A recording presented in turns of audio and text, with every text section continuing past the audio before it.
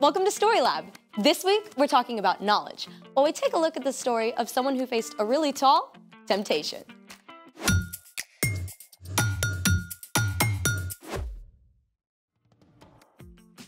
Hey, I'm Skylar. And I'm Sebastian. We're talking about knowledge, which is learning something new so you can be better at whatever you do. I've recently discovered some new stuff.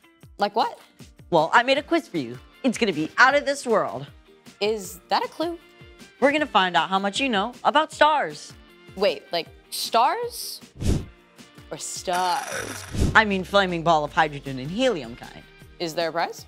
1 chocolate bar for every right answer. Full size? You bet. To be delivered through the prize tube extraordinaire. I'm in. It's time to play The Out of This World Quiz Show. Here's your first question. What type of galaxy is the Milky Way? A, elliptical, B, spiral, C, lenticular, D, medical. Oh, I know this one. It's, A. No, I mean B. B, spiral. Final answer? Final answer. Let's see if you're right. Yes! Spiral is correct. You get 1 Milky Way bar. Yum. Hey, I won that. Maybe. You must wait for the final test. Okay. Question 2. What is the nearest star to our solar system? A, Proxima Centauri, B, Sirius, C, Sonic the Hedgehog, or D, Betelgeuse? Nearest star. A? Proxima Centauri? Final answer? No! D. Betelgeuse. Let's check that out. Oh, nope, I'm sorry, but the correct answer was A. Ugh, I knew it. You have one more chance. Question 3. What is the Kuiper Belt? A, the remains of an exploding supernova. B, an icy collection of objects beyond Neptune's orbit. C, the hottest fashion item. Or D, the tail of an asteroid. The answer is, I think it's B. B, an icy collection of objects beyond Neptune's orbit. All right, let's see if it's correct. Yes! You win an extra dark chocolate bar. Can I open it now? You can open it now, or you can trade your 2 candy bars for what's inside this box. What is inside that box? It will only be revealed once you choose. You have 20 seconds. Well, is it better than 2 chocolate bars? My lips are sealed. So it could be a ball of Dryerland. Or it could be something really awesome. I'm really craving chocolate You right have now. 5 seconds. But what if there's a $100 bill in the 2 box? seconds. Okay, I'm keeping the chocolate. Congratulations, you have won 2 chocolate bars. Now I get to see what's in the box, right? It's time for The story before the story. Today, we're in the 3rd book of the New Testament, Luke. But before Luke, in the very beginning, out of a deep, deep love, God made an amazing world. But when people turned away from God, the world was broken. God made a plan to bless the whole world through one group of people, the Israelites. Over hundreds of years, God spoke through prophets about the great rescuer God would send. And at last, God sent a tiny baby to be born in the small town of Bethlehem, God's very own son, Jesus. When Jesus grew up, he was baptized in the Jordan River. God spoke from heaven, "This is my son, and I love him. I'm very pleased with him." Which is where our story starts. Take it away. Hey, Erica. Hey everyone! So, Jesus was about 30 years old at this time. After years of studying God's words and quietly working as a carpenter, now Jesus was revealed to the watching crowds as God's son. It must have seemed like the perfect time for him to start teaching and doing miracles and gathering followers, but that isn't what happened.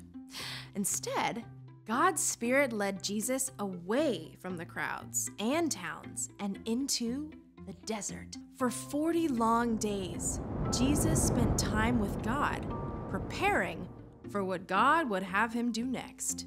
During this time, Jesus ate nothing. He focused on God as the one thing he needed above all else. But he wasn't alone. Not quite. Because the devil showed up to distract him. You must be so Hungry? Surely God wouldn't mind if you had just a little snack. Jesus was God's son, but he was also fully human too. And as the 40 days passed, he became desperately hungry. The devil refused to leave Jesus alone, needling and tempting him at every opportunity. At the end of the 40 days, he offered Jesus a large, smooth stone. If you really are the Son of God, tell this stone to become bread. It must have been so easy for Jesus to imagine that rock as a crusty, warm loaf. As God's son, he had the power to change the stone to bread in an instant. He could have torn off large, chewy pieces to satisfy his deep hunger right away, but Jesus knew every word that God had spoken, and he was ready with an answer. It is written, man must not live only on bread. If that's the way you want it. But the devil didn't give up. He led Jesus up to a high place where the whole world appeared to spread out beneath them. Every powerful kingdom, every palace, every throne and ruler on earth. The devil smiled, smooth and seemingly in control. I will give you all their authority and glory. It has been given to me, and I can give it to anyone I want to.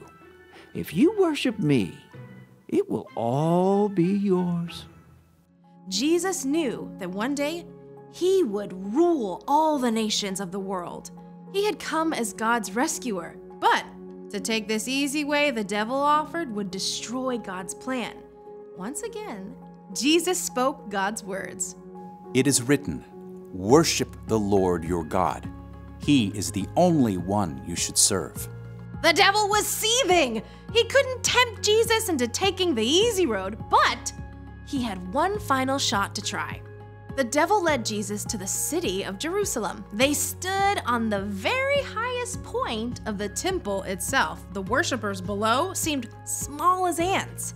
If you are the Son of God, throw yourself down from here. It is written, the Lord will command his angels to take good care of you. They will lift you up in their hands. Then you won't trip over a stone. The devil wanted to trap Jesus, to make him panic. Does God really love you? Prove it. But again, Jesus had God's own words at the ready. Scripture says, do not test the Lord your God. The devil was furious. He couldn't trip Jesus up no matter what he tried. So at last, he left until he could find a better chance. When the devil was gone, God had sent angels to take care of Jesus and provide everything he needed. Jesus had spent his whole life discovering God's words and spending time with God. And so when he had to make some tough choices, the words were right there. 40 whole days with no food? I can't even imagine that. Yeah, I sure do not make good choices when I'm hungry. And it's not just when you're hungry. Difficult choices can show up at any time. And remembering what's true can help you make the wise choice. So what's our part in this story? Well, before you remember what's true, you have to discover what's true. You can start by reading God's words in Scripture. And memorizing it too. And you can spend time talking with people who've been following God a while. Here are some super important truths to start with. God made you and loves you. You are so valuable that Jesus gave up his life so that you could have a relationship with God forever. God always hears you when you pray and is acting to provide what you need, even if it's not in the way you expect. And you can know the most important thing is to love God and love others. Exactly. The more those truths are rooted in your heart, the easier it is to face tough choices. Maybe you're at a friend's house and they're trying to get you to watch a show your parents specifically said you can't watch. You can remember that you are already deeply loved by God, so you don't have to do something wrong just to be liked. Or when your little sister is bugging you and you're about to snap, you can stop and remember loving others is more important. Exactly. I think y'all got it. See you next time. Bye, Erica. So here's the thing. Remembering what's true can help you make the wise choice. Now do I get to see what's inside the box? Sure. Get that away from me! It could be covered in chocolate. No!